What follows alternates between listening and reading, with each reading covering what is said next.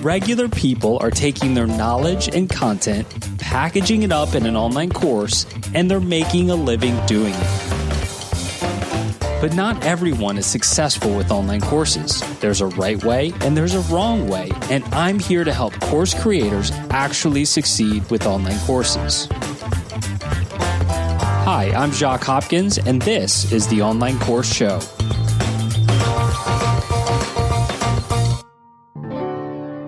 And off we go. Welcome aboard. Glad you're with us. I'm Jacques Hopkins, and here with me as well is our co-host. How's it going, Dr. K? What's up, buddy? Man, another episode of the Online Course Show. This is 145, and man, I don't know about you, but I love doing this, and I'm excited to dive into this episode a little bit. It's super fun to catch up each week. Yeah. What's been going on with you, man? Oh, well, I shared last week that I got my little lead magnet course for my local community. Again, it's called Fix the Pain, Level Up Your Life. And there's a roller coaster in course creation and courses. Yesterday, we got our first new patient scheduled as a result of my little that course. And then very nice. Yeah, funnel and work. Exactly. And then I was talking to a lady who was going through it, and she's like, I am loving your emails each morning. She's like, I've snorted reading them. She's like, they had me laughing out loud, which is just music to my ears. I actually really do enjoy the copywriting process. So yesterday, I'm like, this is fantastic. Woke up this morning, get an email from Facebook. My ad is shut down. They said I was breaking their rules. And so I'm pretty sure, there's a lesson in the course about how to lose weight. And I'm pretty sure that I bumped up against where Facebook says that you can't make promises. And I call that lesson the one picture that you need to see to understand how to lose weight. And I think that somebody reported me or something. And yeah, so today I'll be trying to fix my ads and just get the course back on the rails. Yeah, I know there's some niches that are just really, really hard to comply with advertising standards with, and certainly weight loss is one of those. I know a guy named Andrew Hanoun who has done very, very well with courses, and he grew his business to probably close to six figures a month with just organic strategies. And so he really wanted to start scaling even more with ads. And man, he struggled so much with getting ads approved because he's in the weight loss niche. And to be honest with you, I don't know if it ever worked out for him. I need to follow up with him and see if it ever did. Oh yeah, it's definitely a red flag area. And so I'll be messing with my copy on my ad and just trying to get it to comply. We'll see how it goes. Yeah, well, good for you, man. I remember when I first read .com Secrets by Russell Brunson years ago.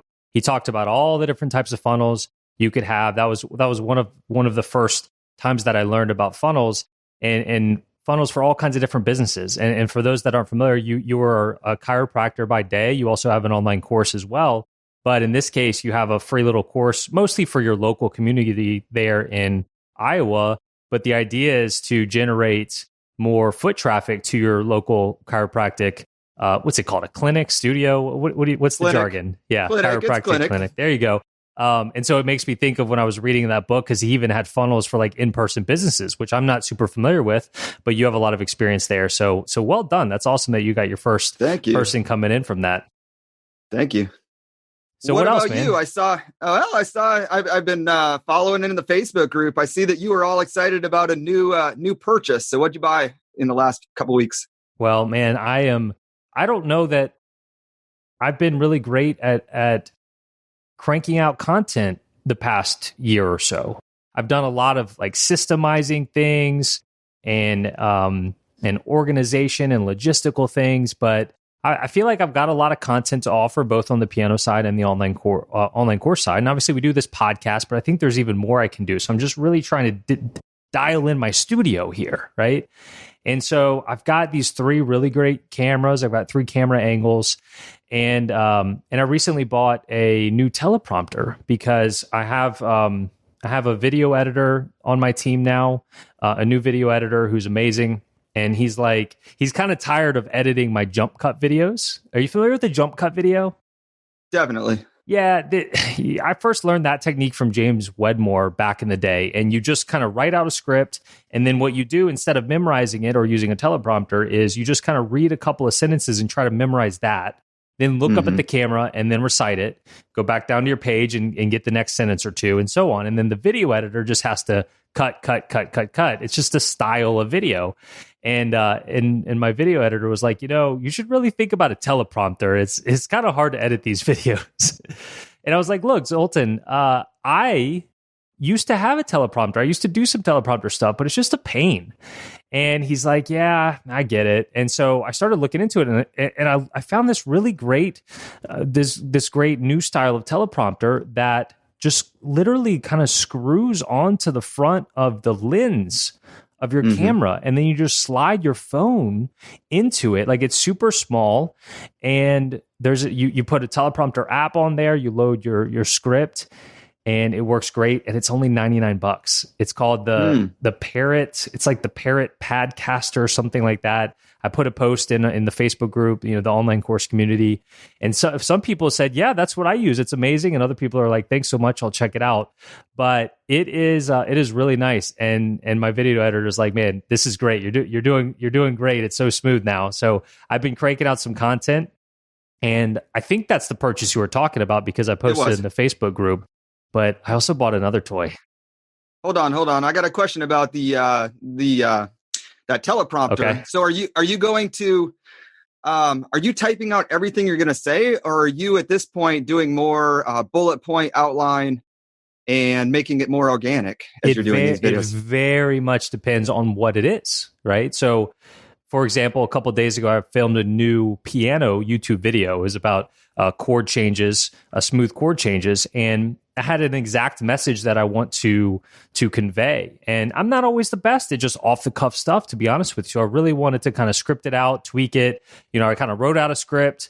The next day I revisited it. I'm like, once you kind of step away from it, come back to it, there's like, oh, well, I don't want to put that there. I want to rearrange this. So I really fine-tuned my script. And then I loaded it in the teleprompter, and I think it turned out great. We just finished producing the video, and it's going to go up on YouTube here shortly. And so, to answer your question, it just depends on the content. Definitely. All right. What else did you buy? I bought something, and it's also a camera toy. It's called a slider. Have you ever heard of a slider? No. Man, I'm trying to be as professional as possible over here. Camera 2. So I have camera 1. I'm looking at you right now, right next to camera 1, which is my main shot. And obviously, most people listening to this right now are audio only, but my main shot here that we're communicating with is camera 1. Over here on the side is camera 2. It gets that nice side angle. I put that one on a slider, and it's just going back and forth. And it gives it this really neat professional cinematic look when you cut. And I noticed a lot of talk shows. I'm not going to name any specific names, but very, people that are on TV have these angles where you have the straight on angle, and then a lot of times the second angle from the side is on. You can tell it's on a slider. I didn't even know what that term was until a few weeks ago. So I set it up and like about a week ago, and I looked at some clips, and I'm like, oh my gosh, I didn't like. That's too professional for me, but I showed my video editor. He's like, man, this is great. This is good stuff. We're getting somewhere.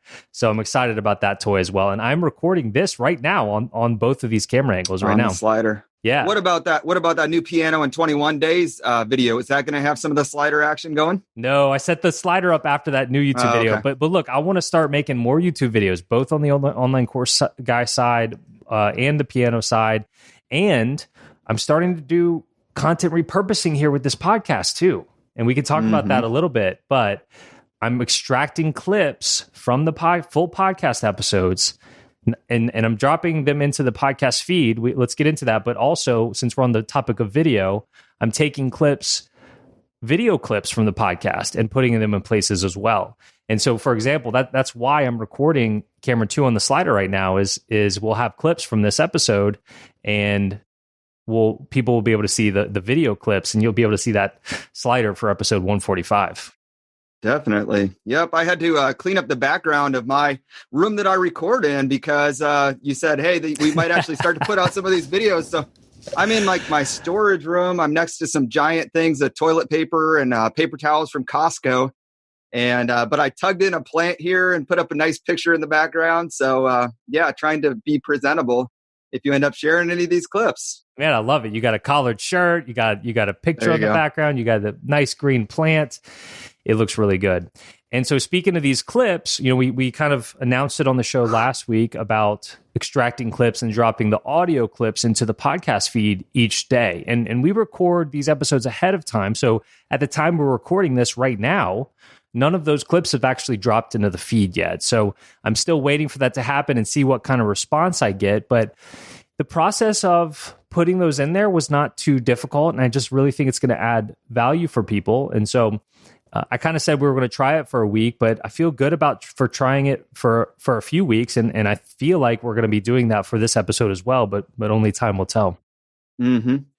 Yeah. I mean, I got to listen to one of those little segments, and I think that a lot of people will find that more appealing, is just to look for little daily inspiration, education, or humor. And I think that it really could level up some of your interviews, because you're going to be, if you're each week, you're looking for those 6 little segments that are most valuable for people. You'll be maybe even more focused on what questions just get people to share these amazing stories, share a sense of humor, share their emotional moments. And I think it'll be great. Or ask for more detail about how to do a certain thing, because you know that it's something that can be an instructional moment as a segment. So Yeah, I'm totally. excited. Yeah, and on that note, we're on episode 145 here, and there was a conversation I did last week for a episode that's coming out well into the future, not this one, but it was probably an hour and a half conversation for the podcast, and I'm trying to just go like even more casual, just like, hey, let's sit down, let's like we're having a cup of coffee together or whatever, and let me find out about your business, and if you want to ask questions back about mine, great, let's just have a conversation. And on the note, what you were just talking about, this particular conversation, I could tell about halfway through, or maybe a little before halfway through, the tone just kind of shifted, and we both were able to just relax a little bit. And I would say the second half of the interview, if you even want to call that, it's more of a conversation, was way better than the first half. The first half was a little more rigid and businesslike, and then the second half was amazing. It was like we all of a sudden became friends, and we were just chatting about courses, which is kind of what I'm going for with this podcast going forward. So, man, what else? Anything else on the agenda for this intro here on your side? No, I mean, I saw this week you shared that you were featured in this mental floss article, the 50 things you can learn on YouTube. And so just a nice little thing where your content is getting out there and people are noticing, and free publicity. Excellent. Yeah. Did you notice they put Learn Piano at number 21 on the list? Yeah. I was like, wow. So somebody bought my course, my piano course, and they sent me an email after, and they were like, hey, so excited to start. This is how I found you, by the way. And I hadn't even seen the article, and I don't even know that it's a new article. And yeah, so the idea behind the article was I think, quarantine related, pandemic related, 50 things you can learn from home or home/ on YouTube. And number 21 was Learn Piano, and it was all about just learning piano in general. But the video they linked to was one of my videos called Learn Piano in 4 minutes, and somehow it was number 21 on the list, and I just thought that was hilarious because of piano in 21 days. Well, so as you get more and more publicity, I was curious, have you had a random person like stop you or come up to you or look at you funny, and you're like, why are they looking at me? And like they're like, are you the piano guy? Yeah. Have you had that experience yet? One time I have been recognized in public, and I don't remember if I've shared this on the podcast before or not. I feel like I would have, because that's so weird for me, right? I mean, have you ever been outside of your city and been recognized? Traveling the country, yeah. I mean, I've run into random friends like in Las Vegas, and one in the parking lot of Yellowstone, but they're very memorable. But not like somebody saying like, "Are you this guy?" Just some stranger. Nobody said, "Hey, you're the co-host of the online course show." Not yet. That's coming, David. That's coming. Yeah. So it was probably about a year ago, and we were on our way to France, and which, man, we can't do that right now. I'm like thinking back to our trip to France. I'm looking forward to being able to do things like that again. But we're on our way to France, and I'm in the Atlanta airport. And we actually stayed the night. We flew to Atlanta, stayed the night there, and then we were going to fly to France the next day. And so early that morning, me and my youngest daughter, Zoe, got up to just kind of go get checked in and get our tickets. We were staying right by the airport and come back. So I'm walking to go get the tickets, and it's just me and with a stroller and my daughter Zoe. And I pass by these two girls, and one of them turns around and she said something like, "Jake's Jock," and I turn around, I'm like, and I don't know who this girl is. And she's like, "Hey, I think her name was Kristen." She's like, "I just signed up for your piano course." And no way. And I was like, "What?" And she's like, "Yeah, I noticed. I noticed Zoe, and that's how I knew it was you, because Zoe's in a couple of videos, promotional videos for piano." And I was just kind of speechless. Like, I should have just like taken a selfie with her and posted something on social media. But I was just like, man, this is amazing. And so, of course, after that experience, I'm like going to my wife and the other people who were traveling. I was like, guess what just happened? Like, somebody recognized me. That's awesome. Yeah. Wow, that's a great story. I've got a similar one in a way, except I wasn't across the country, but when I first opened my practice here in Des Moines, I was already going out and doing some of these lunch and learn type things. And I went and did a goal setting talk at a MOPS group. So mothers of preschoolers. So it was me and like 35 moms, and took them through this whole goal setting workshop. Like 3 years go by, and I'm down at the farmer's market, and this lady walks by me and looks at me just so weird. And then comes back to me and says, did you do this talk on goal setting like at this Willow Creek church 3 years ago? And I was like, yeah. She started like crying and just was like, she's like, I just realized that was the turning point in my life where I decided I needed to go back to college. She's like, I've gotten a degree. She's like, I have my nursing job now. And I gave her this like most awkward ever hug.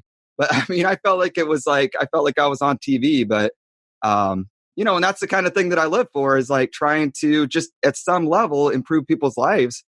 But yeah, those are great stories. Yeah, that's good stuff. Both of our stories were pretty positive. I can't imagine a situation where it's like the opposite reaction, where it's like, oh man, there's Jacques, that a-hole, like, mm-hmm. and maybe that has happened and they haven't, approached me, but hopefully not. So let's transition a little bit and talk about community and communities as it relates to courses. At this point, I pretty much have a community for every course that I have. And I kind of fought creating that for a while. But lately, David, I've been thinking that communities might be as important as the course, and maybe even more important. And I think that you feel pretty confident that the community part of something like the online course show or Piano in 21 Days and so on is pretty big part of it. Definitely. And I've taken a course that I currently pay $100 a month to be a part of a community. And I don't bat an eye at that. And it's not really for new content. It's for a group of people that I can share successes and struggles with. Yeah. So there's paid communities, there's free communities, and a lot of people, I would say most online communities, people go to Facebook to create them, Facebook groups. That's kind of the go-to thing. And that's where all of mine are at this point. And I'm not saying that that's going away or I'm changing anything necessarily. I'm just starting to reevaluate things like that. And so let me walk you through the process of what happened leading up to this conversation that I had with today's guest, who founded a software that is based completely on communities. And it was just such an enjoyable conversation and learning more about the power of community. So, like I said, I've been considering this move either off of Facebook or trying to do something, not necessarily move, but maybe have something on Facebook and somewhere else. There's problems with Facebook groups. There's ads, there's distractions. Not everybody's on Facebook. That's a big problem. I have my Facebook group for my piano students, and a lot of people is like, look, Jacques, I'd love to be there, but I just don't have a Facebook account. What other option do you have? And at this point, I don't have one. And so I'm just trying to serve people the best way that I can, but I haven't found a good solution yet. And then I see this post a couple weeks ago from Sam Ovens, who is one of the many people that I learned from. And I'm in a couple of his programs that I purchased years and years ago. And one of his programs, he put a post in the Facebook group associated with that program we're moving off of this Facebook group onto this other platform. And I'm like, okay, what is this? It's called like School with a K. And I was like, okay, this is interesting because Pat Flynn recently created a community and he's using something that's called Circle. And then I had heard of this thing called Mighty Networks. I'm like, man, there's so many alternatives out there. As it turns out, Sam Ovens and his team developed this thing called School. That's Sam Ovens' platform. And so he's trying to grow that. He's getting to the SaaS business, I guess. So that was interesting that he would move off Facebook groups because he's always talked so highly of them. Mm-hmm. And then that led me to go back. I was like, I remember this thing called Mighty Networks. Pat Flynn had someone on his show talking about this community platform. So I went back and listened to it and was really impressed by what Gina had to say about community and about Mighty Networks. And then I went back and listened to some of Pat's more recent episodes because he recently launched his community. And I just wanted to hear the things that he was thinking about as he launched that. And I started looking into these different platforms. And on the surface level, Mighty Networks was the most impressive to me, mostly because it offered courses as well within the same platform. And these other softwares didn't. So I was very, very intrigued. And so on paper, Mighty Networks looks really cool. So I went ahead and kind of signed up for a trial. Shortly after I signed up for the trial, I get an email from Gina, like an automated email. And so I was like, I wonder if she'd want to come on my podcast and let's talk about it a little bit. Let me get some direct feedback about my particular situation. So I replied to that email, and within a day, she was like, yeah, let's do it. And it all happened very quickly because I think I got that email on a Monday, replied to it on a Tuesday. She replied, and then by a Thursday, we were chatting. So that's the steps that led to this conversation that we're about to hear. All right, so here we go with the full conversation between me and the founder of Mighty Networks, Gina. Hi, Gina. Welcome to the Online Course Show. Thank you for having me. I appreciate it. It's such a pleasure to have you. I have an online course, as you're aware. I have a few actually, but my biggest one is for my piano students. And their success and happiness and overall experience is extremely important to me. So I always want to make sure that I am doing everything I can to give them all those things. Mm-hmm. And lately, I'm not 100% sure that I'm on the right course platform. And we'll get into this, but a course is more than just a course too. And you're big into community. And so I started looking at all the different options, and there's so many out there. Yeah. And from what I've seen so far, I really like what I see out of Mighty Networks. And so that's why I'm excited to talk to you a little bit about it today. Let me start like this. I have a piano course, over 5,000 students, been doing it for seven years. Why would my course be a good fit for Mighty Networks? Yeah. So first of all, that's awesome that you're doing that. Like the fact that you are teaching online, and I bet you have, again, we're just meeting for the first time, but I bet you have some truly incredible stories about people who are taking piano lessons from you that you could never have predicted, and that would have never happened if it was just you teaching, around the corner from your house and the students that you would have had. So I just want to start by saying congratulations. And and I think that this is true for anybody who has taught a course online. When you do it, it is the most energizing and magical experience possible. And I just want to say that and celebrate that for a minute, because I think teaching the course that I teach on Mighty Networks has been one of the most meaningful professional experiences of my career. And I totally started in a very different place. I didn't think that creating a course was for me. Like I thought you had to have I thought you actually had to be doing it for 7 years and have 5,000 students to be able, I thought there was certification or something in teaching an online course. So I actually put it off.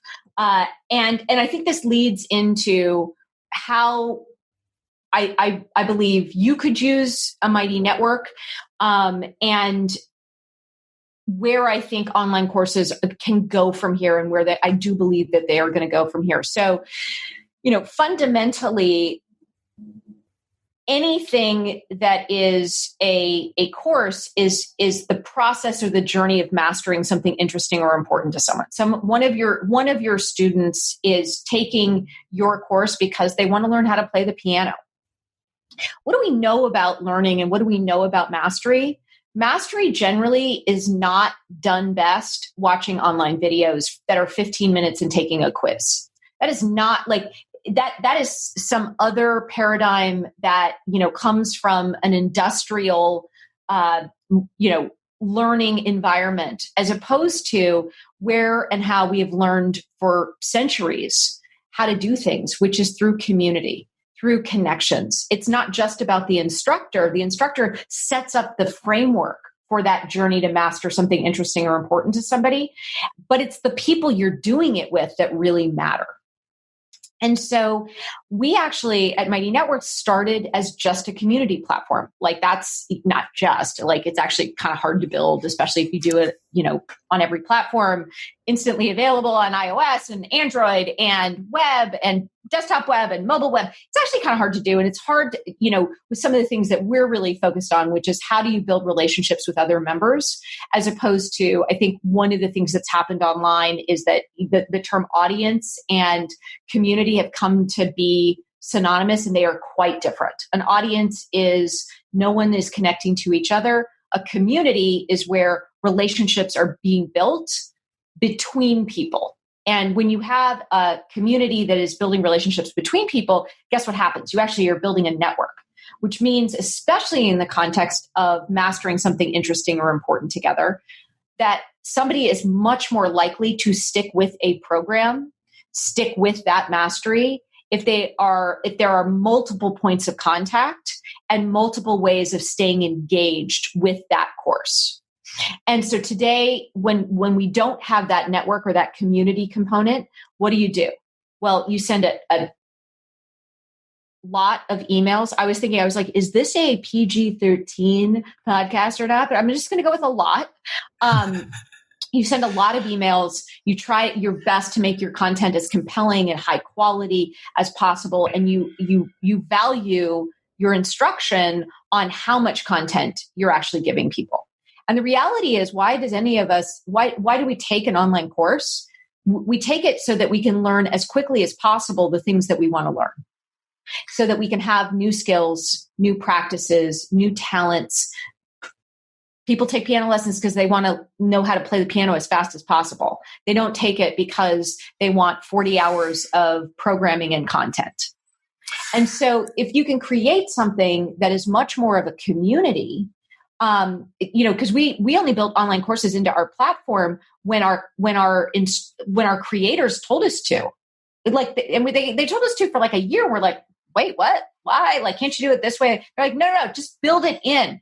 And it has unlocked so much. And I'm sort of jumping around here, but the power of a class, the power of a cohort, the power of a community to not only internalize what you are teaching, but then to actually stick with it longer and more effectively and learn faster and practice more intensely, comes from waking up in the morning and knowing that you don't really want to do it, and like checking your phone and seeing a notification that another student who you actually respect and like just practiced, or just did something that they just had a win that they didn't think that they could do. My aunt's a piano teacher, and I love she gets all excited when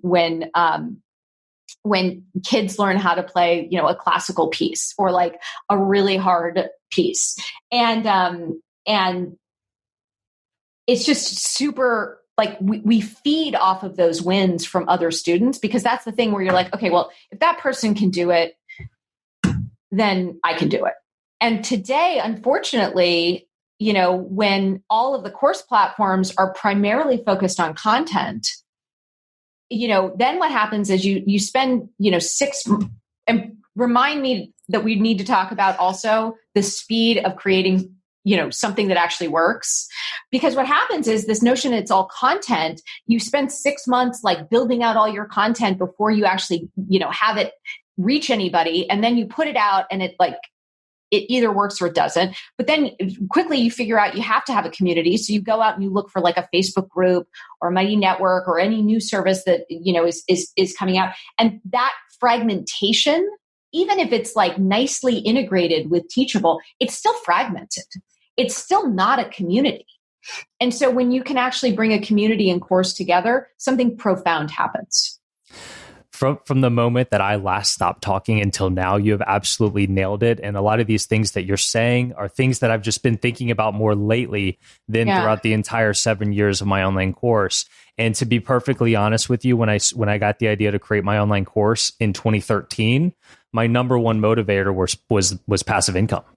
That's what drove me. But now my number one motivator is impact. I never taught a single person piano before I got the idea for an online piano course. I was an electrical engineer, and I started putting content out there, and it actually resonated with people and actually allowed people to learn how to play piano. And once I started getting thank yous from people, Jacques, I never thought I'd actually be able to play, but because of your simple method, I can now play. Or like you were suggesting, like, somebody signed up for my course 13 days ago, and now they're posting a video of them playing an actual song. That's what motivates and drives me now.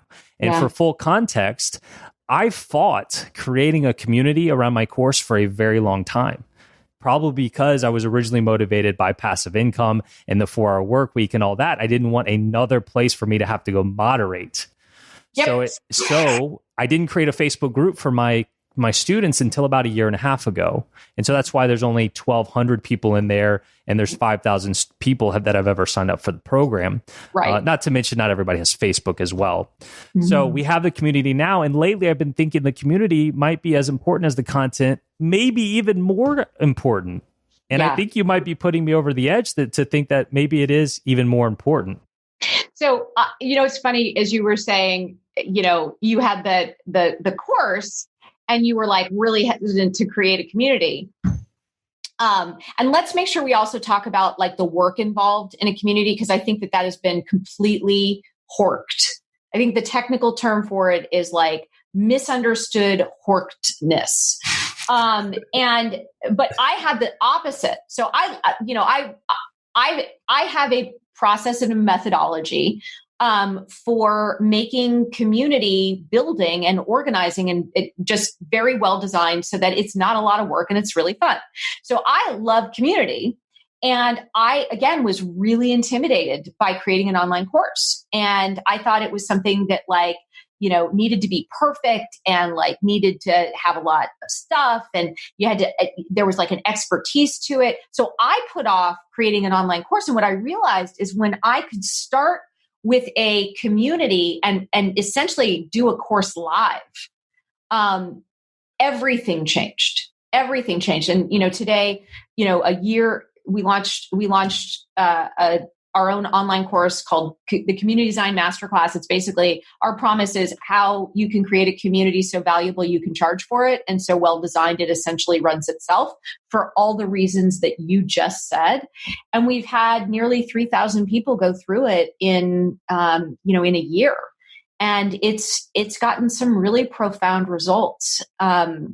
So yeah, I think that I think the interesting thing about passive income and the way that a whole thread of online courses started, there's a lot of validity to passive income. Like the goal is not to create a ton of work for yourself, but what I think has happened is that the thing that's gotten lost is that when you bring a community together to master something interesting or important to them, it's the most energizing thing in the world.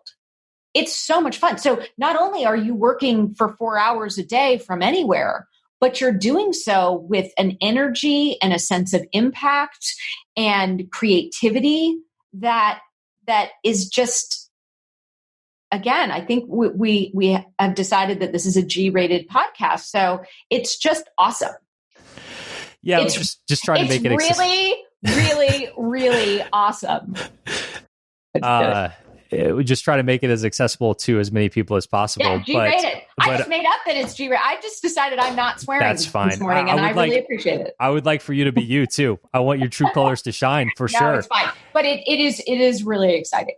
You know, we've obviously established how important the community is if we're focused on talking about online courses, and obviously Mighty Networks and what you do is for more than just course creators, but that's what this audience is. Mm-hmm. So we've established how important community is, but is it important to have the community and the course in the same place? Yes. So I believe passionately at this point that it is. And, you know, I've taken a few online courses that do, you know, the sort of classic Teachable or Kajabi with a Facebook group. And so, you know, I've studied this. I've spent time with it. I talk to creators and course creators every day who have sought to do that for a very long time. And then I've run for a year, you know, an alternative model, which is to have your community and your course in the same place. And I especially think for people who are starting a course from scratch, you know, having your community and your course in the same place is profound. So let me tell you what I think, you know, what creators have shared with me, but also sort of what I observe as the differences. So again, if we come back to what the goal is, which is to master something interesting or important, that you're willing to pay for and pay a premium for. First of all, people pay attention to what they pay for. So that first and foremost is, I think, a really, really important foundational element. And when you have your community and your course together in the same place, what you actually build is a habit around your course. And the habit isn't, you know, on Facebook and like trying to get people back to Teachable or back to Kajabi when, you know, Facebook is super, super addictive. The challenge, though, fundamentally is those two things being in two separate places creates a ton of work for you as the course creator. And it's not great for your members because you've got to bring the two things together. I don't think about course content as content. I think about it as you are creating a structural journey that all the members or all of the students are actually contributing into. So the value of a course is the structure that you as the course creator are offering somebody. And it's the stories and the experiences and the highs and the lows of other students who are going through that course together that really brings it to life, creates the vibrancy, the three-dimensionalness. Like people actually start to take from other people, like, wait a second, I can really do this. Or, you know what, that's awesome. And so it's more reasons for people to come back. So when you have the course content and community together in the same place, it means you're actually bringing people back to the course content faster and more effectively with less work. And last time I checked, getting people back to your course content and structure faster, more effectively, and with less work, because it's everybody else is actually bringing them back to the same place. You're going to get people better results. What happens when you get people better results?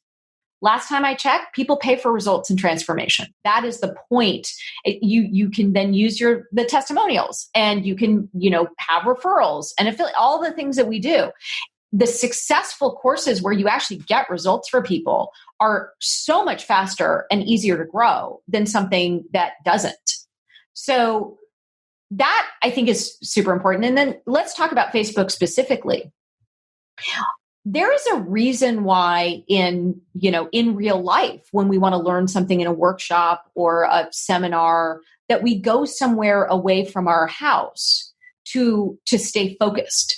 So the language that our course creators would talk to us about a lot, like, and still do, is I don't have to fight the clutter and the noise. And unfortunately, the toxicity of Facebook, because if somebody's interacting with your course in 3-second increments, because that's what Facebook counts as a view, 3-second increments in between, you know, misinformation, you know, a political fight, you know, or an outrage, because that's actually, again, what Facebook prioritizes is the outrage. So since when does it make sense to have your online course community where people are building relationships with each other? They want to go deeper. They want to have more focus. That's why they're paying a premium for your course. And instead, you're trying to actually help them build a community and a distraction engine. It doesn't make any sense. And so, one of my favorite examples of this is we have a mighty network called Find What Feels Good Cool Up. It's the community for Yoga with Adrienne, who has a YouTube channel and is very popular. And Sarah Bowman, who runs the community, shares a story of they had 25,000 people in a Facebook group. And what they found was that people were coming in hot. They were coming in to a yoga community on Facebook, mad about stuff, angry at other members of this yoga community. Whereas when they moved to their own mighty network, away from the noise, clutter, like under their own brand, with their own culture, with their own norms, they could ask the same exact question that they were asking on their Facebook group and get a completely different set of answers. So now imagine and apply that to your course and having an impact and keeping, getting completion rates higher. It just makes so much more sense to bring a community and course together in the same place as opposed to spreading it out. And then this notion, and I think we're going to start to see more of this, where it's like, oh, well, I can embed a community into Teachable, for example. I just don't think, you really do have to think about the two pieces less as like one gets embedded in the other. And you have to think about them together as a complete system, which takes time and work. We're on our third iteration of it now based on feedback and optimization, and have just seen the results, engagement, revenue, and overall reviews and ratings of our platform go through the roof, because you want to think about how the whole system of a community and course works together. Ultimately, my number one priority is student success. And I've really identified that probably over the past 6 months, and all of the decisions and everything going on within my business. I look through the lens of saying, okay, my number one priority is student success. Yeah. So then how would I answer this? Or then what would be the decision to be made? And that's why I'm looking into things like this right now. And ultimately, your answer just now about having the community and the course in the same place sounds like it comes down to student success. But if I could fight back for a second, please, on Facebook, I asked my community yesterday, if I move this group off of Facebook and onto another platform that was more accessible to everyone, what would you think of that? There are advantages to being on Facebook, and I'm having a hard time thinking about losing some of those advantages. So just to give you a couple of examples, and I'm sure you've heard all of this before, but I've been to this rodeo. Yes, I'm sure. But I wanted to give some specific responses from my students. Yeah, totally. Kara says, I need another platform in my life, like a hole in my head. That's a no from me. Yeah. So if I want, I'm sorry. What did other people say? Well, what if ultimately I want success for Kara? No, hang on. So you have 1,200 people. You pulled out the one person who probably doesn't like change. So what did other people say?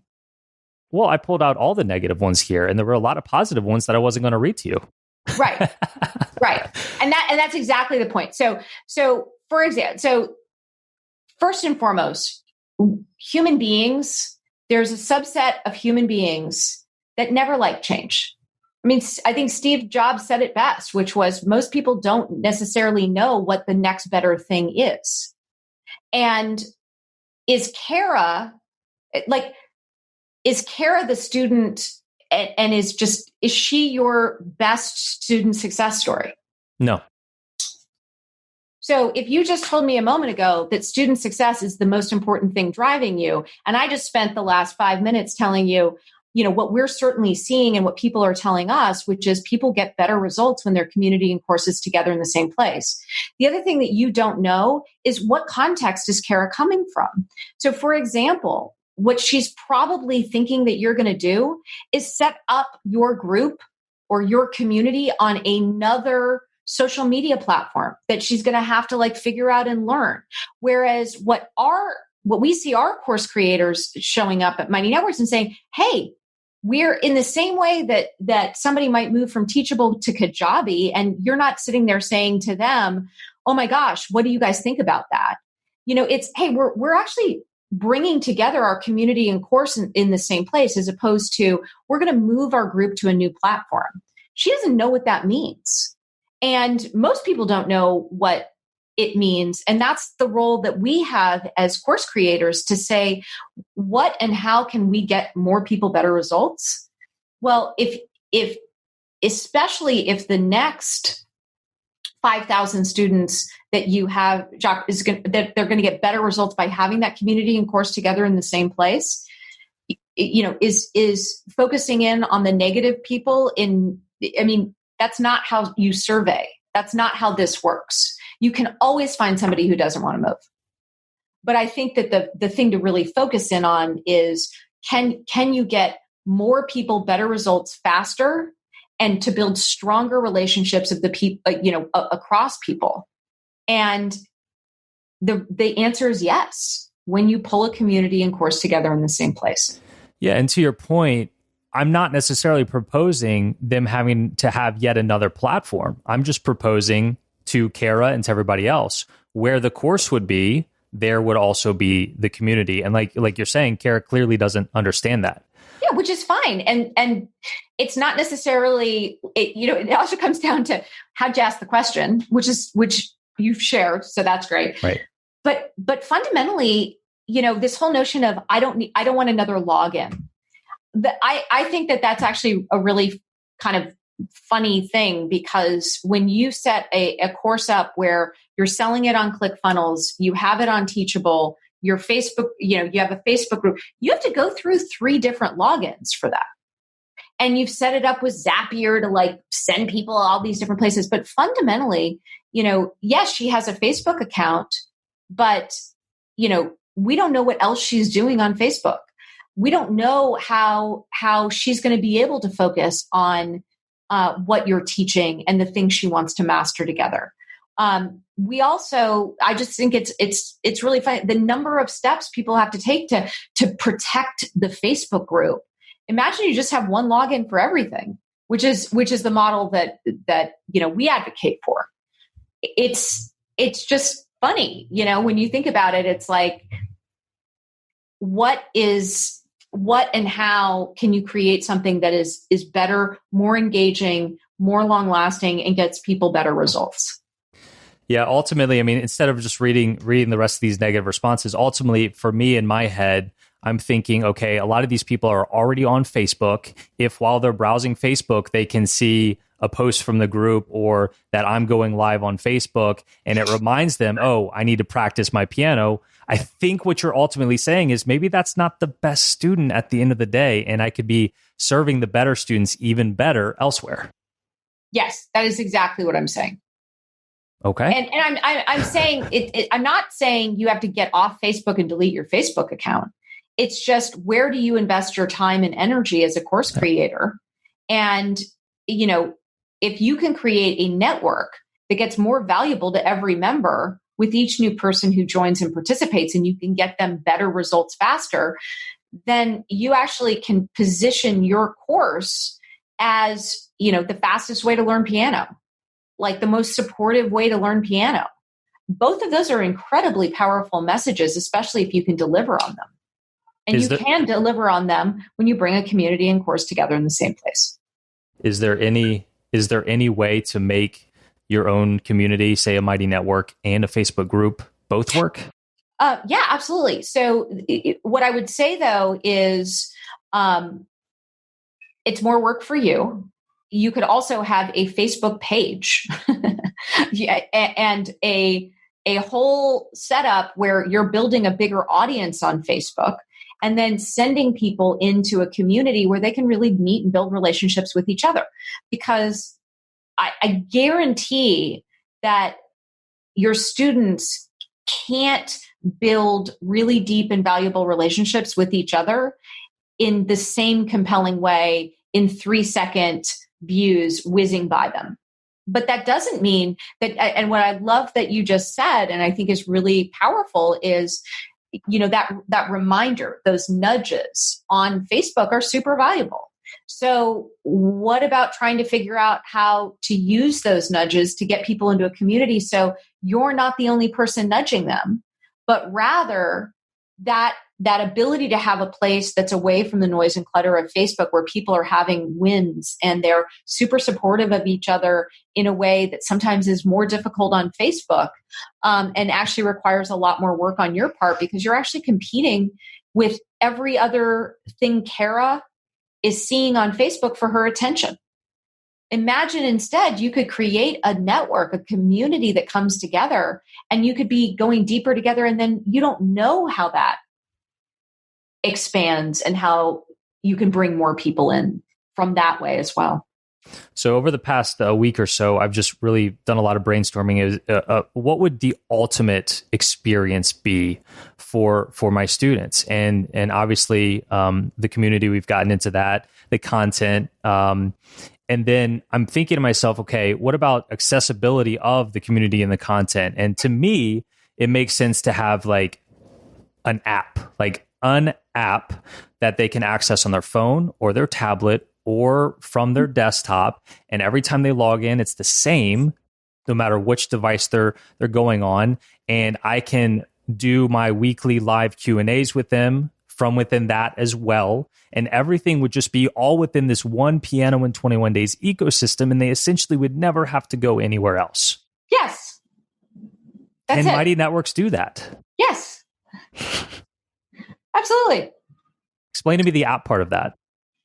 So we have multiple, so everything that happens within a Mighty Network, and again, you can come to mightynetworks.com and create a Mighty Network for free.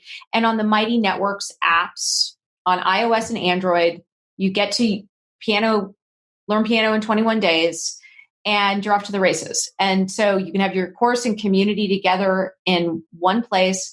On the web, you can domain map it under your brand. And it's all there.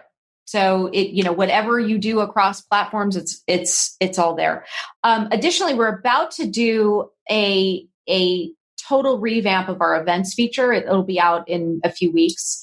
And if you're listening to this podcast after early September, it's out, which is, the ability to not only set up recurring events, but also we'll have Zoom integration, where you'll be able to go live on Zoom with your students, both as a webinar or as a Zoom room, and it will play in the apps. So you will be able to fully have, or basically have in-app playing and usage of Zoom. And then on the web, they don't actually, on desktops, they actually have this app, and it's fine.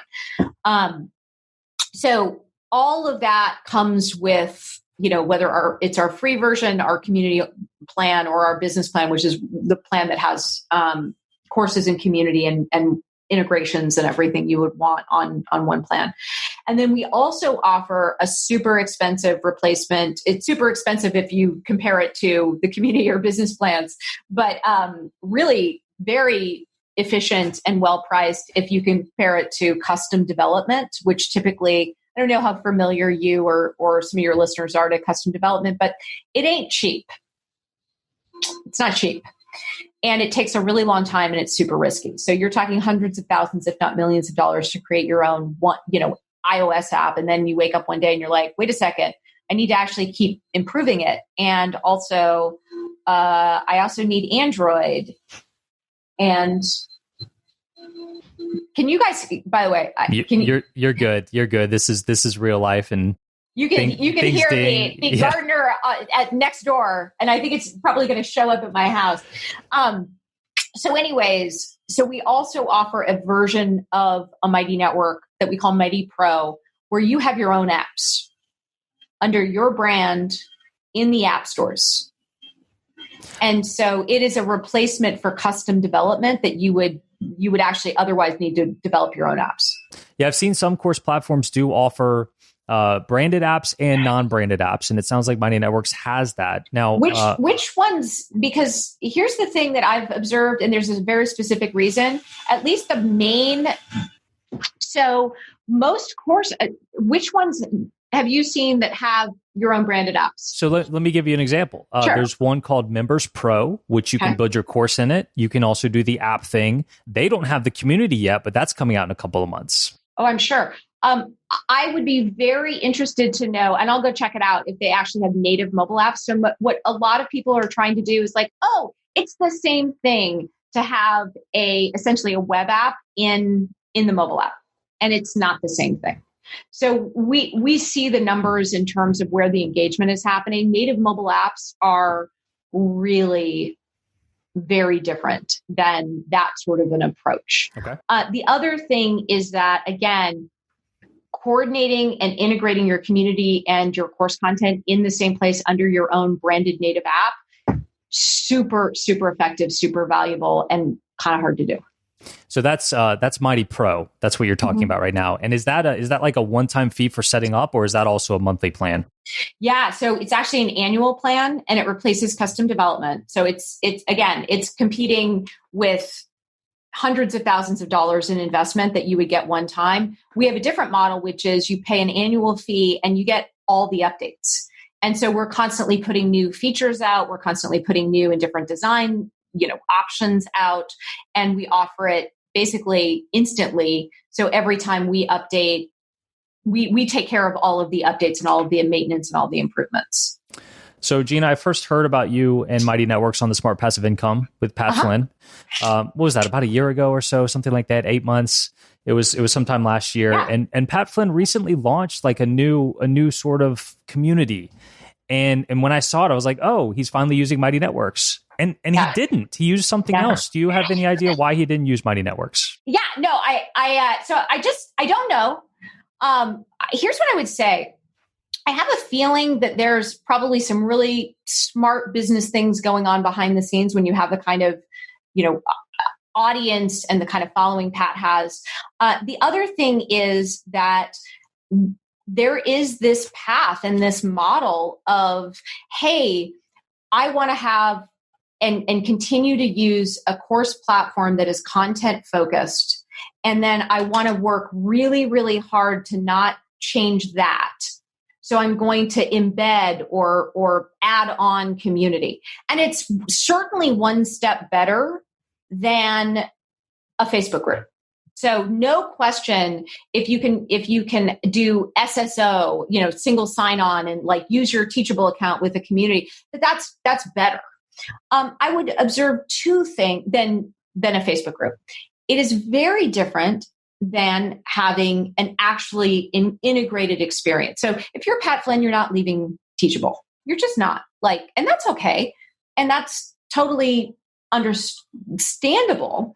The flip side, though, is if you are either a new course creator or you are set up with this Facebook, Teachable Kajabi kind of dynamic, that embedded option, I think it's a brand new service. I think the verdict is still out on whether that's ultimately going to get the kind of student success that any of us want. So I think that there's some really interesting things about what they're doing. I think it is a unproven model and one that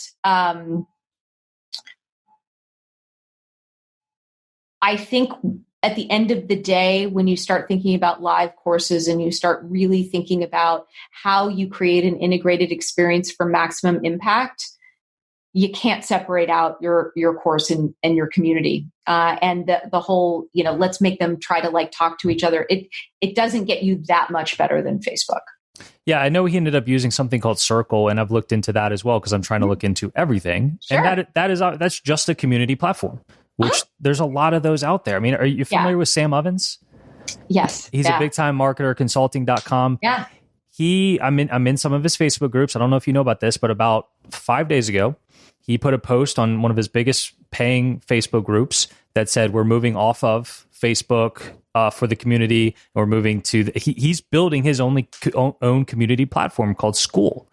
Yeah. And so there's all these little community platforms, but I haven't seen a lot that do the community and the courses all in one. Well, there's something else too, which is payments.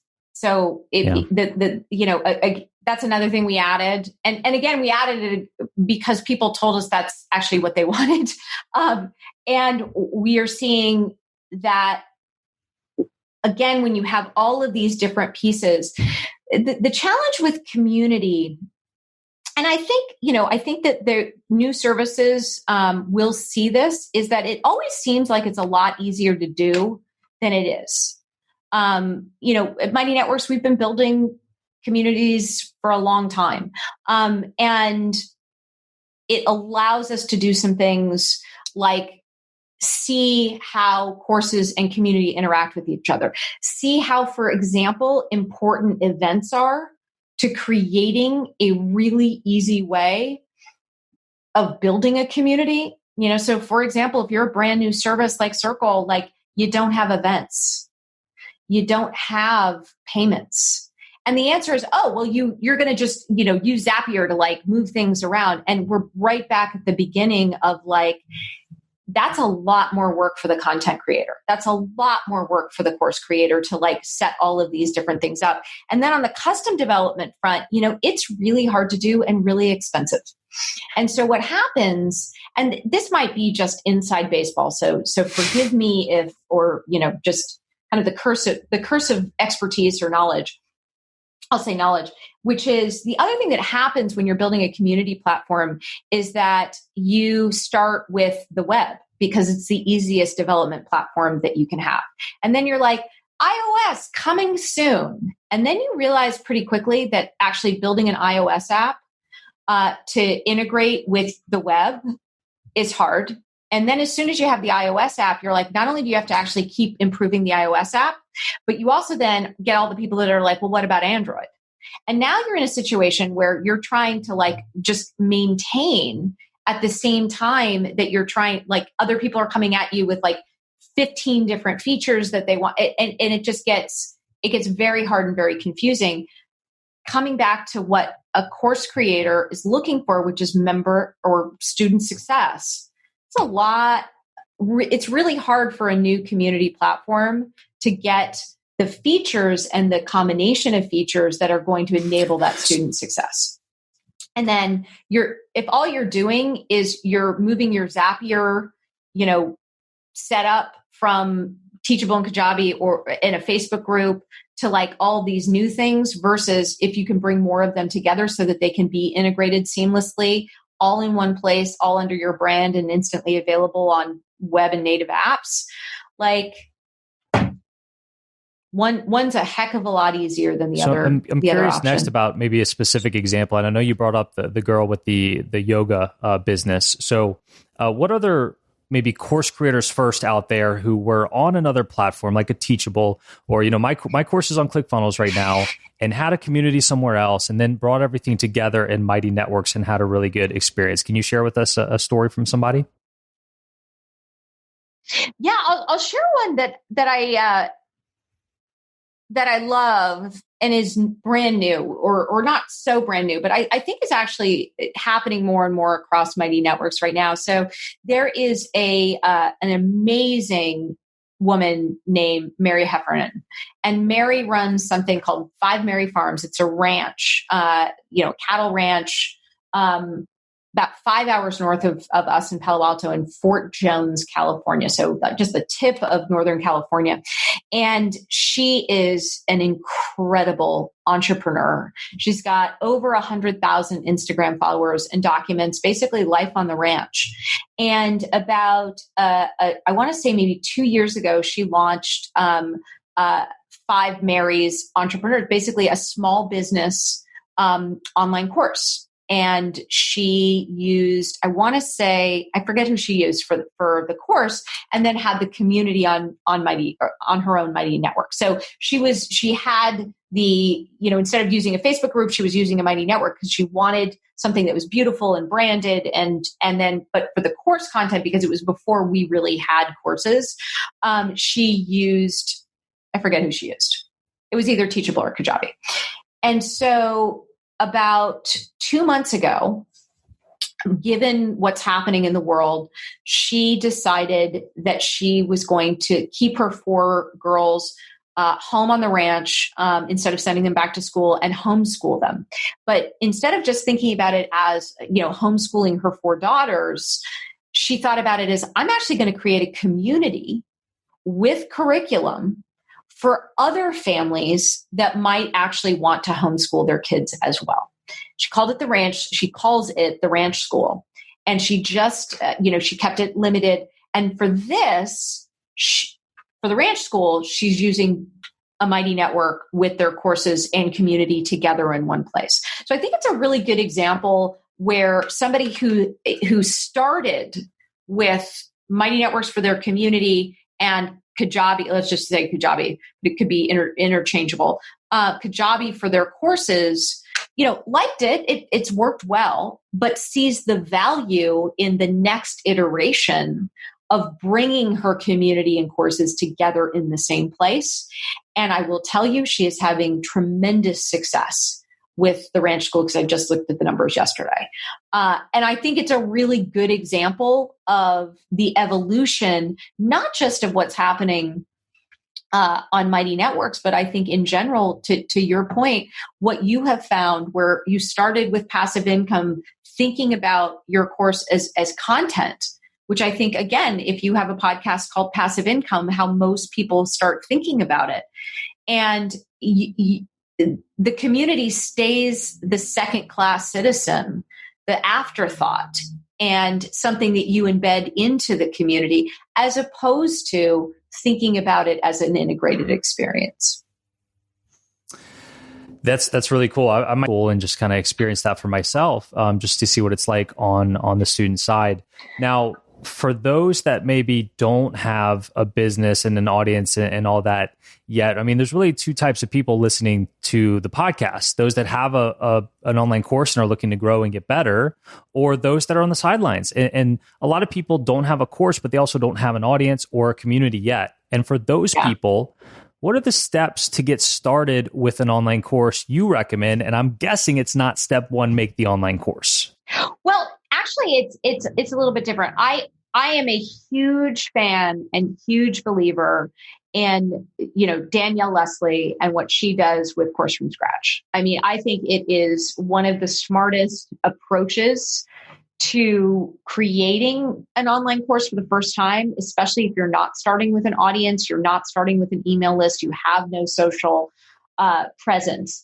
So I think that what she's done is incredible. And if you can afford a $2,000 course, her Course from Scratch is amazing. Now, for everybody else, I think it's actually, you don't need her to structure what is something that any of us could do. And I'll share what it is, which is, first and foremost, to create an online course, do it live, do it with people. You don't need very many people to organize kind of that, one concept week where it's like you set it up at the beginning in terms of what are the results and transformation that you want to deliver for your members. You introduce a concept, you have a case study, you offer them a weekly challenge, they get results, and you do that 5 or 6 times in a row. That, if you do it live with people, community first is kind of how we think about it. You're recording the sessions. So we do a topic session in our community design masterclass on Tuesday mornings at 9 a.m. We capture that recording, we put it in the course. Thursdays, we have office hours from 9 to 10 a.m. and then from 4 to 5 p.m. where people are sharing and workshopping, almost like in a mastermind group, that topic and that weekly challenge for that week. Super easy to do. You don't have to have a PhD in online courses to do it. You don't have to sit in a room by yourself and do it.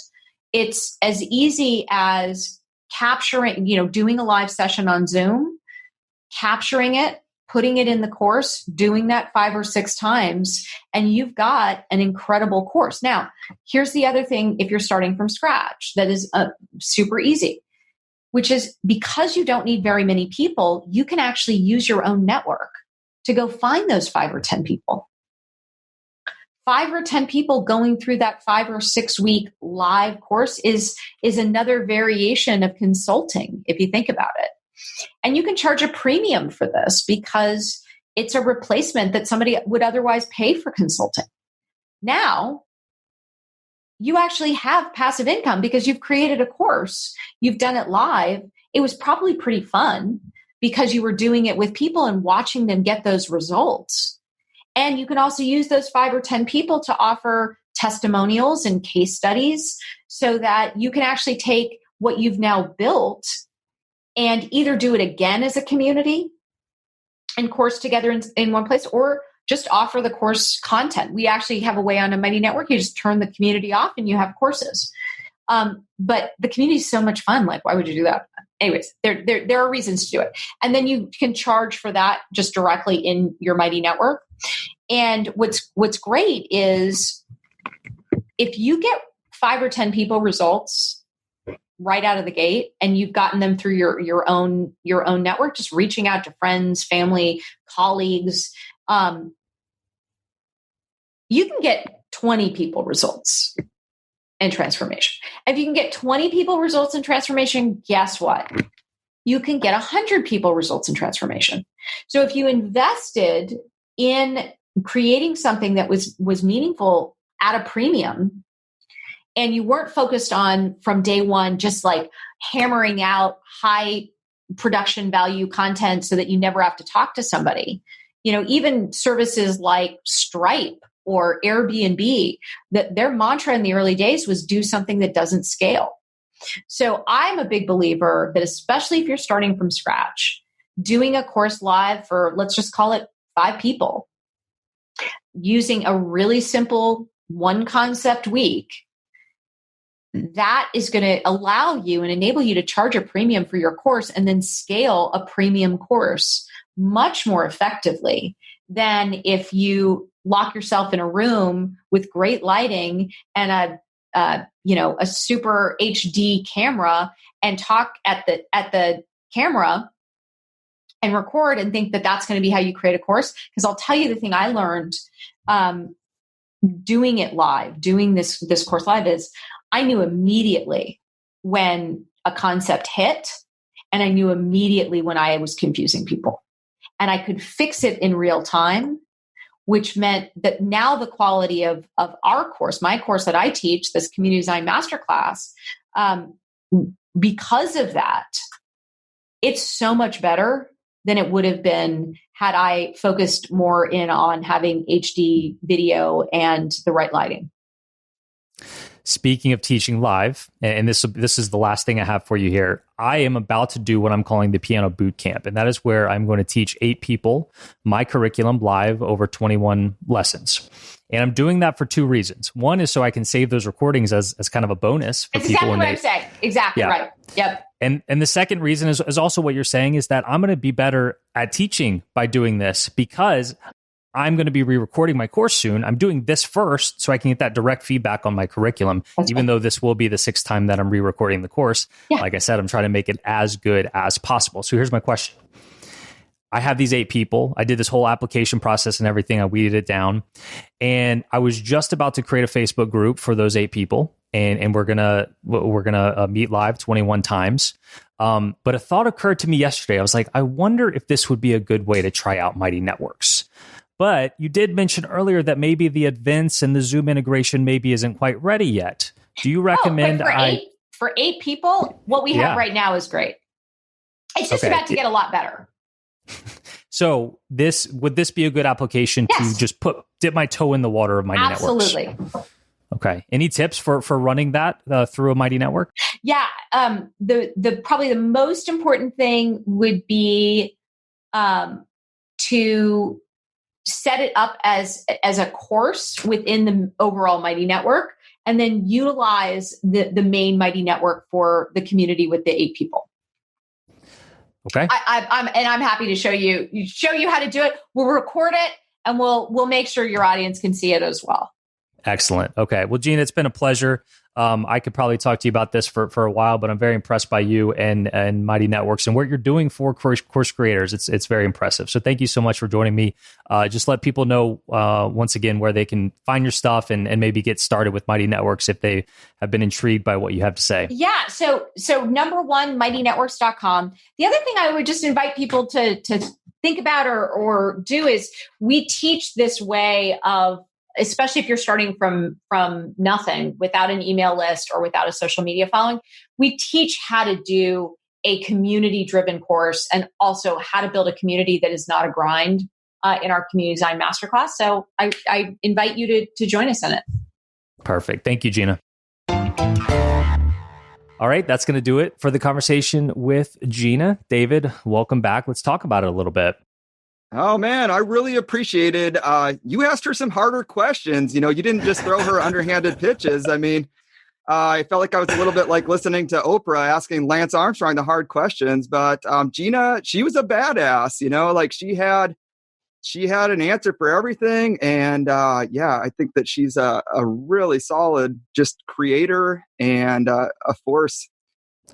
She definitely knows what she's doing. She knows what she's talking about. She's had these conversations plenty of times, you can tell. And she was ready for just about anything I threw at her, which was awesome. Now, my intention certainly wasn't to ask like hard questions. Like, give me an example or two of ones that you felt that way about. Well, I mean, as an example, certainly the part where you read the comment from one of the people in your group who said, I need another platform in my life. Like I need a hole in my head. And just, talking to her directly about her competitor in the sense that Pat Flynn went with the circle or whatever he chose. I mean, there were questions that I would want to know the answers to, but, the interview wasn't an infomercial for Mighty Networks. Right. It was the questions that we wanted the answers to. Yeah, I approached it as, look, Facebook groups aren't perfect. I've got a piano course where I have over 5,000 students and over 1,300 of them are in a Facebook group. I don't love the Facebook group. I don't know if there's a better alternative though. Like I approached it as, okay, you created this software about communities. Like let's sit down and talk about it and figure out if that's a good fit for me. Whether we're talking on the podcast or not, I feel like we would have had a very similar conversation. And so that's why I asked her, those two specific examples. Like I really wanted to say, hey, these are some of the objections that my people have. What do you think about it? And man, that's one of the things she was ready for. Like I had this whole list of ones I was going to read her, and she just shut me down from the first one, which I loved because she knows the answer. Like she knows her stuff, and she was spot on because I probably had 50 comments or no, there's well over 100 comments to that thread. And I picked out like the 8 ones where people were against it. And then the first one I read was like the most negative one, right? Okay. And she basically called me out on that. And I'm glad she did. That's great. Well, what was the ratio? I mean, you say, what was the ratio of positive to negative? I mean, that'd be interesting in your piano group. Yeah, it was more positive than negative. Well, okay. Let me say, there was a lot of indifference too. Like, hey, Jacques, whatever, wherever the community exists, doesn't matter to me. Some people were like, yeah, I'd appreciate it being off Facebook. So I would say the majority was indifferent. And then there was a split between love the idea, hate the idea. Right? Oh, man. But those are comments just from people that are in the Facebook group and that actually are active in the Facebook group, right? Yeah. So that's not a good representation of my entire audience. And so overall, I think there is a willingness to switch. And like I was telling, I kept replying to people in the Facebook group. I'm like, look, it's not going to be yet another like login for you, probably. If I do move this off Facebook, it's probably going to be in the same exact place the course is. So it'd still be your same login there. So We'll see, man. This is still very, very early on for me, and I'm by no means switching. I don't know. I'm just starting to play with Mighty Networks, but I am intrigued by what I've seen and what I heard from Gina. Yeah, well, I have to share my experience. I'm in the middle of an experiment of a community moving off of Facebook right as we speak. I think last Thursday it rolled out. So I said I pay $100 a month for this like chiropractic specific group. They put out some educational things a couple times a month, but more than anything for me, it's just this group of people that I can ask questions. I can go back and search for past questions asked. And a while back, about 3 months ago, they said, hey, are you guys interested in moving off Facebook? And everybody was like, yeah. And so they researched it. Like I said, just Thursday, they rolled out a community, an entirely different app. I looked it up. They used a service called Honeycomb. But it was funny. They asked, what's most important to you about the new group? Can you guess what the top thing was? Just give it to me. What is it? It had to have GIF support. so this group, yeah, I know, like you would never think like, oh, that's important to my group, but it's an irreverent, fun group, and people communicate a lot through GIFs. And so that was important. And so they prioritized that. But other than that, you don't know what your experience is going to be until you get there. So they released a new app. It's clearly different than Facebook. The thing that's driving me nuts is like, if I click into a comment on Facebook, I use a swipe from the left to the right, to go back to like my main feed line. And on this app, it doesn't have swipe support. So every time I go in there, I'm like swiping like a trained monkey. And I'm like, oh, I have to actually push the button. So you don't know what people's experience is going to be like until you get there. And you certainly don't know what's most important to them unless you ask and find out the GIFs. Like if Mighty Networks did not have GIF support, I mean, by my group's criteria, that would be inadequate. Yeah. And people also in general are kind of fearful of change too. And they like what they're used to. And so if I was starting completely over from scratch, I think I would try to start somewhere else. But now I've got these great Facebook groups, and moving off of them, I would say is a little bit harder and a little bit harder decision. So I'm still in the middle of it. And like I told Gina, and I'll tell you, it's at the end of the day, my decision is going to come down to what is ultimately best for my student and their success. And I want to just really do my due diligence to make that decision and not make it lightly. Yeah. Well, the other thing, listening to the interview, I was cracking up how she was tempted to use some naughty language. So I have to ask. I mean, I'm all for this. I'm all for being on this podcast, and I basically in my life do have a little like I'd like my mom to be able to listen to anything I put out and not be ashamed. So I have to ask: does your mom listen to the podcast? No, I don't think my mom even knows I have a podcast or even what podcasts are. Yeah, my wife, they stopped by a few days ago, and my wife was like, said something about, the SPI episode and the Choose FI episode. She was like, you should share those with your parents. They would love to hear that story and everything. And they were both just like, what's a podcast? But they were both like, yeah, I would love to hear that. But they didn't really know what a podcast was. So no, not my mom. I don't know. I just like, I've just listened to Pat Flynn and his podcast for so long, and he's always talked about how he keeps it clean just in case kids want to listen, and he just wants to encourage that. And so, yeah, I mean, I'm not squeaky clean in my day-to-day life. I try not to use curse words around my kids, and so I try to approach the podcast the same way. But people have definitely used strong language on the podcast, and historically, we just kind of bleep it out. And I don't know. I'm okay with cursing. I'm not offended by it, but I just want to respect people that are or who have kids that want to listen to stuff like this. Yeah. I also enjoyed the part where you said you described that you had a recent turning point from a focus on passive income to impact. And I've heard discussions of like the recipe for a midlife crisis. And that's that, people go through life. The first portion of their life is this acquisition phase, getting money, getting possessions, getting a certain level of financial stability. And then there's a day they look around and they say, I've got what I need. And so then there's this, the recipe for the midlife crisis is like, well, what brings me meaning now? Because I've acquired what I needed. And, it's great that rather than going out and buying a Ford Raptor, or whatever else you might do as a midlife crisis, you're like, I really want to impact people's lives as much as possible, do even more impact. So cool. I appreciate that. Yeah, it just kind of happened, right? And at the end of the day, like, I have to do something with my time, right? I could, we could go to the beach all day and I could drink White Claws all day, but that's not a really fulfilling life. I mean, it's fun to do every now and then, but it's not fun to do every single day.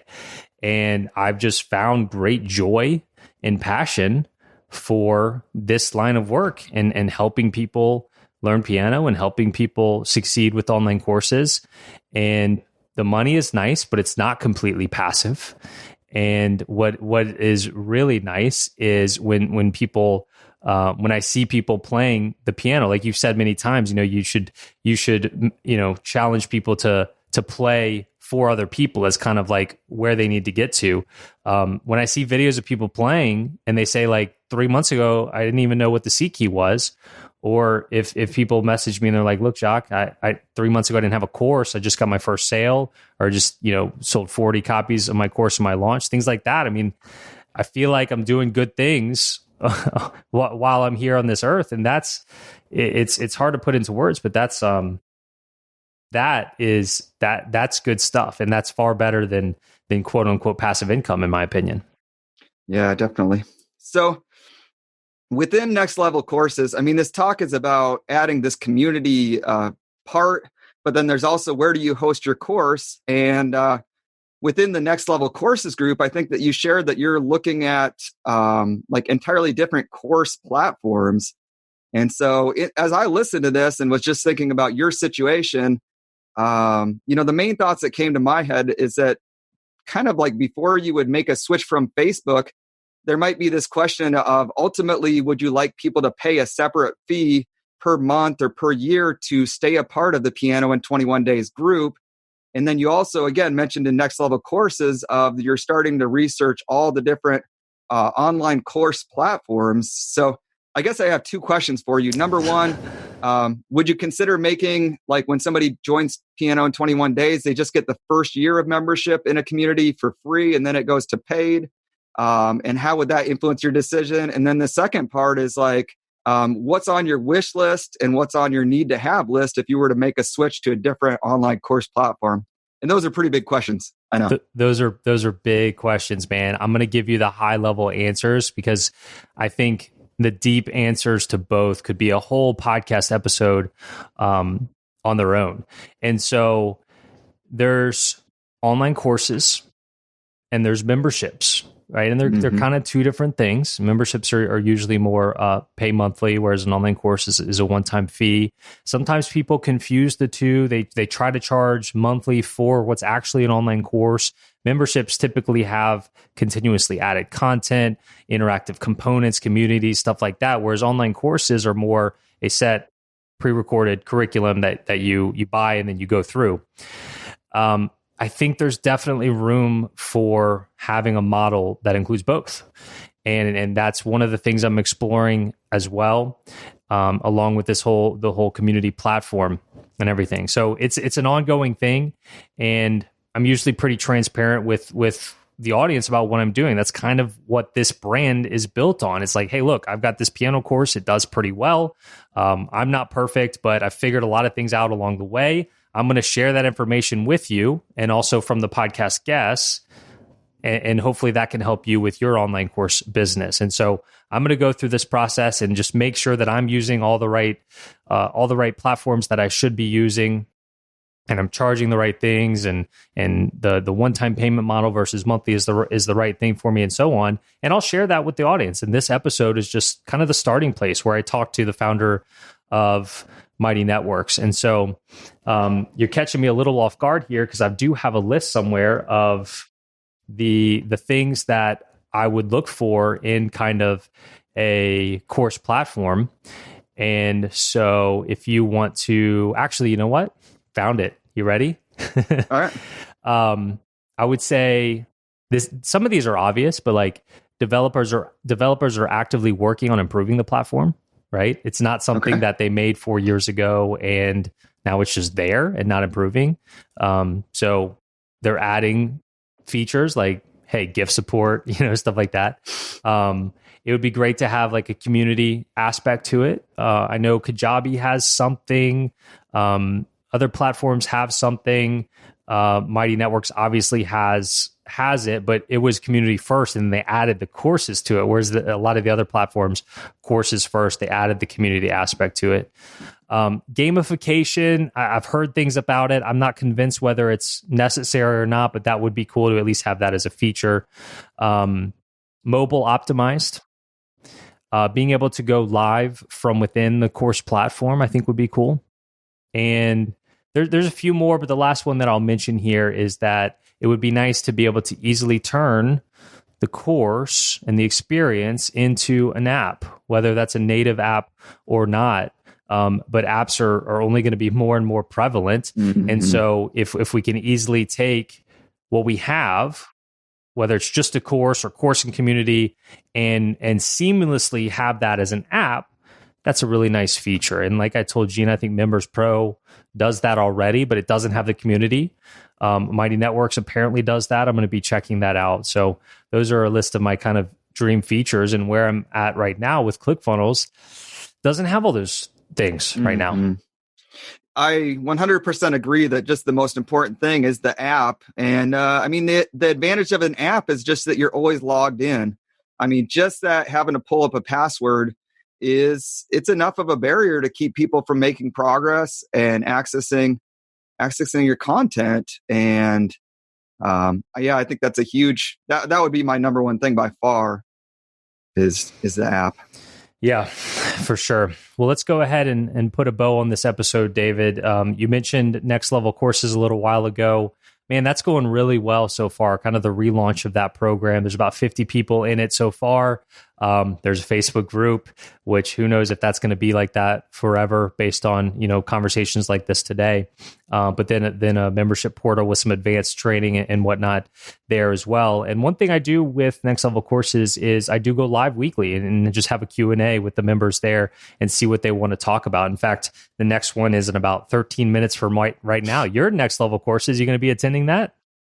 I put maybe on the Facebook on the Facebook event, so we'll see. I got 13 minutes to figure it out. Yeah, I mean, you've got your chiropractic duties, obviously. I have a lot of paperwork to do today, but that's been a lot of fun. I think it's going really well, and so if anybody out there is interested in Next Level Courses, and technically this is a better fit for you if you already have a course. If you already have a course and are looking for strategies on growing it, outsourcing, funnels, all kinds of good stuff.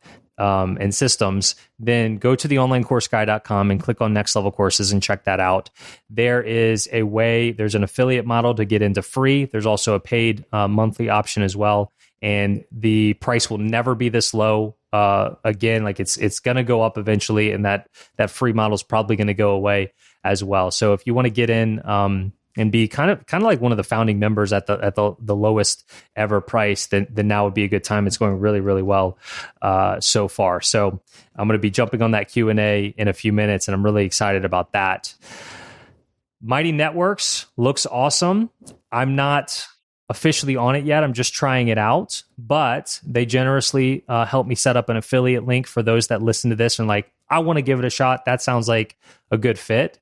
So if you want to try out Mighty Networks out there, you can get a 14-day free trial. But if you want to do that and want to support the show as well, then head over to theonlinecourseguy.com/mighty, theonlinecourseguy.com/mighty. And for the show notes of this episode, all the links and notes, you can find that by going to oc.show/145. Any closing thoughts, David?